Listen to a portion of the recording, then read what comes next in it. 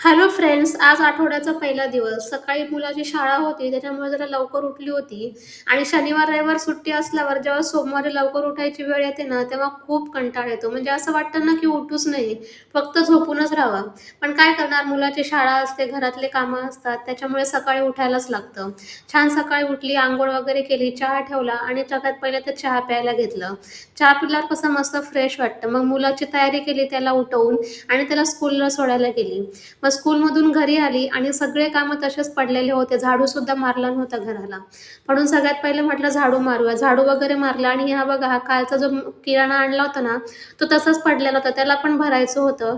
पण म्हटलं पहिले जेवण वगैरे बनवून घेऊ. तांदूळ संपला होता म्हणून त्यातून तांदूळची पिशवी काढली आणि डब्यात भरून घेतलं. नंतर हे DMartमधून आणले होते, हे जे फक्त तळायचे असतात ना, ते ॲक्चुअली मला खूप आवडतात. मी नेहमी DMartवरून का वेगवेगळ्या प्रकारचे आणत असते. आणि आज डाळ-भात केला होता, बटाट्याची भाजी केली होती आणि म्हटलं हे पण छानपैकी तळून घ्यावे. तर तळून घेतले, पण एवढे छान झाले होते ना, कुरकुरीत झाले होते एकदम. मग तळून वगैरे घेतले आणि जेवायला बसले, कारण की खूप भूक लागली होती आणि डाळ-भात बोललं म्हणजे मला थोडी जास्तच भूक लागते. मग सगळ्यात पहिले जेवायला बसली आणि मग मुलाला स्कूलमधून घेऊन आली आणि मला अचानकच म्हणजे तब्येत खराब झाली. त्यामुळे मी पूर्ण दिवसभर झोपून राहिली.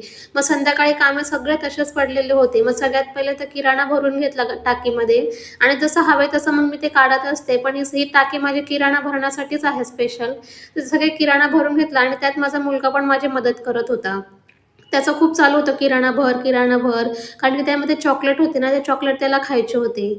मग ते सगळं आवरून घेतलं आणि आज लादी पुसायची होती. काल DMartला गेल्यामुळे काल लादी पुसायची राहून गेली आणि मी संध्याकाळीच लादी पुसते. त्यानंतर छान लादी वगैरे पुसली, मस्त हातपाय धुवून केस वगैरे बांधले आणि ही कॅन्डल लावून घेतली. याचा वास खूप छान आहे आणि ही कॅन्डल अशी दिसत होती घरामध्ये.